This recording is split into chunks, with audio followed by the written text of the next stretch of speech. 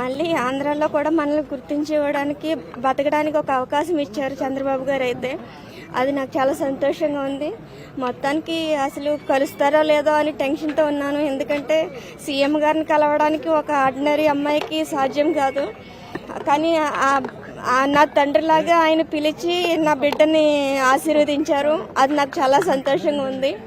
మేము వైసీపీ గవర్నమెంట్లో కోల్పోయిన దానికి ఏం చేయలేము. కానీ ఆయన ఆర్థికంగా మాకు ఆదుకోవడానికి 5 లక్షలు ఇస్తానన్నారు. పాపకి పెన్షన్ తిరిగి ఇప్పిస్తా అన్నారు.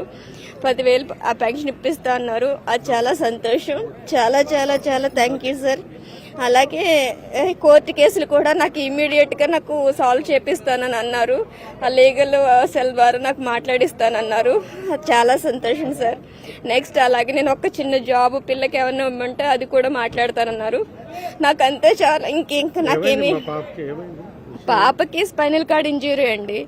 ఆ స్పైనల్ కార్డ్ ఇంజ్యూరీ నేను ఆపరేషన్ చేయించుకుందామంటే మా ఇల్లు అమ్ముకోకుండా దాడిచెట్టు రాజా గారి గన్మెన్ కానిస్టేబుల్ మమ్మల్ని చాలా ఏడిపించారు సార్. మా పాపని నన్ను ఈరోజు పూర్తిగా మంచానికి అంకితం చేసేసారు. ఈడ్చి కొట్టేశారు పిల్లని. దాని ప్రాపర్టీ దానికి ఇప్పించమన్నానని నన్ను, మా ఆయన్ని, మా పాపని ముగ్గురిని కలిపి మెంటల్ హాస్పిటల్లో జాయిన్ చేశారు సార్ ఆ పోలీసులు, వైసీపీ నేతలు. వాళ్ళ నుంచి బయట రప్పించి గండి బాబ్జీ గారు, అనిత గారి ద్వారా చంద్రబాబు గారు గీతన్స్ హాస్పిటల్లో చేర్పించి నాకు నా బిడ్డకి ప్రాణభిక్ష పెట్టారు. శ్రీభరత్ గారికి, లోకేష్ గారికి నేను ఎంతో రుణపడి ఉన్నాను సార్. కొంచెం ఉంది సార్. దానికి పూర్తిగా ఈ దాడిలో పూర్తిగా చంపేయడానికే ట్రై చేశారు సార్. నాకు ఎటువంటి పొలిటికల్ పోలీస్ బ్యాక్గ్రౌండ్ లేదు సార్. నేను ఒక సాధారణమైన ముగ్గురుని అంతే. నా బిడ్డ కోసం నా బిడ్డ ప్రాపర్టీ అమ్ముకుని దానికి న్యాయం చేసుకోవాలనుకున్నాను. స్థలం గురించేనండి. ఇంకా కాశీ వెళ్ళిపోయామండి.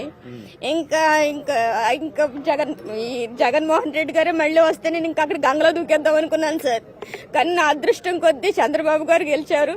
చంద్రబాబు గారు కాదండి, నా బిడ్డ గెలిచింది. చంద్రబాబు గారు, పవన్ కళ్యాణ్ గారు, లోకేష్ గారు, భరత్ గారు కాదండి. ఈరోజు నా బిడ్డ గెలిచిందన్నంత ఆనందంగా నాకైతే ఉంది. ఆడపిల్లలు ప్రశాంతంగా స్వతంత్రంగా బతికే హక్కు కోసమే నేను కష్టపడ్డాను సార్. ఒక ఆడపిల్ల జీవితమే కష్టం, అందులోనే అది దివ్యాంగురాలు అయితే ఇంకా నరకం. దాని ప్రాపర్టీ దాన్ని చీల్చడానికి, దాన్ని పూర్తిగా చంపేయడానికి ప్రయత్నాలు చేశారు సార్ మా బావగారు. ఈ కానిస్టేబుల్ సోమశేఖర్, మా బావగారు సోమశేఖర్ అండి.